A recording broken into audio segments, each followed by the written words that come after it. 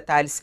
A gente está acompanhando sobre as investigações da Polícia Federal em relação àqueles kits de robótica, que tem a ver, inclusive, com aliados de Arthur Lira. Falamos bastante sobre isso na semana passada, a operação da Polícia Federal, que fez busca e apreensão, e inclusive prisões relacionadas a pessoas mais próximas a Arthur Lira. Qual é a novidade do caso hoje, nessa segunda-feira? O governo exonerou o diretor do MEC, investigado nesse esquema de kits de robótica. O nome dele é Alexander Moreira, ele era um dos alvos da Polícia Federal nessa operação.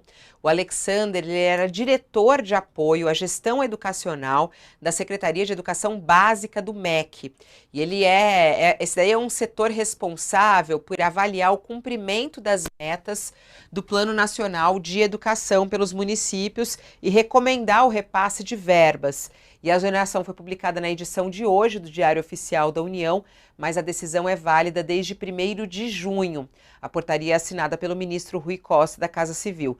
Moreira é apontado como aliado do presidente da Câmara dos Deputados, Arthur Lira, e foi afastado logo após a Polícia Federal deflagrar esse esquema, né, e essa investigação.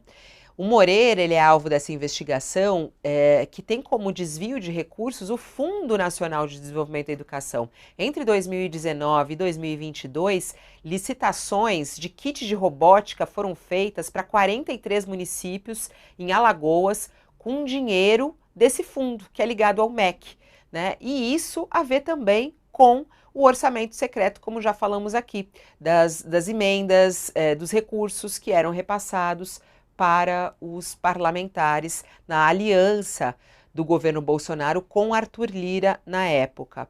E Alexander atuou como um coordenador de redes de infraestrutura educacional no governo Lula e ele virou o diretor de gestão educacional. Então tá aqui uma das respostas e é isso que é importante, né, Thales? Quando a gente traz aí essas investigações, o trabalho de inteligência da Polícia Federal, da imprensa, trazendo os bastidores, porque essa investigação, ela acontece depois de uma investigação do jornal Folha de São Paulo, que trouxe a reportagem dos kits de robótica, e agora a gente vê como resposta, tá aí a exoneração do diretor do MEC, o que é uma resposta importantíssima para esse episódio horroroso de desvio de recursos da educação. Ainda vai aparecer mais coisas, porque aonde teve o orçamento secreto, sempre se encontrou roubalheira.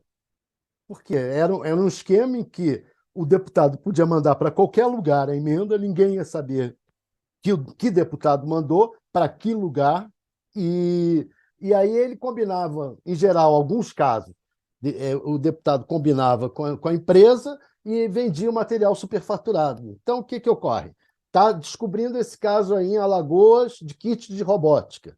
Já teve antes, também com orçamento secreto, o caso dos tratores. Vários tratores comprados e mandados para lugares que não precisavam de tratores. Teve na saúde. E você vai pegar, à medida que for investigando, você vai pegar o diretor, porque tem o envolvimento de um funcionário público da área, a empresa e o deputado e o prefeito. Não é uma triangulação, porque são quadriculação, né? E vai chegar tudo envolvendo o orçamento secreto. Esse orçamento secreto que o Arthur Lira geriu, comandou durante muito tempo, ele deu margem a uma tremenda roubalheira, uma roubalheira fantástica, porque não tinha nenhuma vigilância em cima, nenhuma forma de se vigiar. Agora, sobrou do orçamento secreto as emendas serem determinadas. Então, o deputado faz a emenda e o governo tem que pagar. Mas, pelo menos, ela é aberta. Ela é aberta. Então, você tem como vigiar.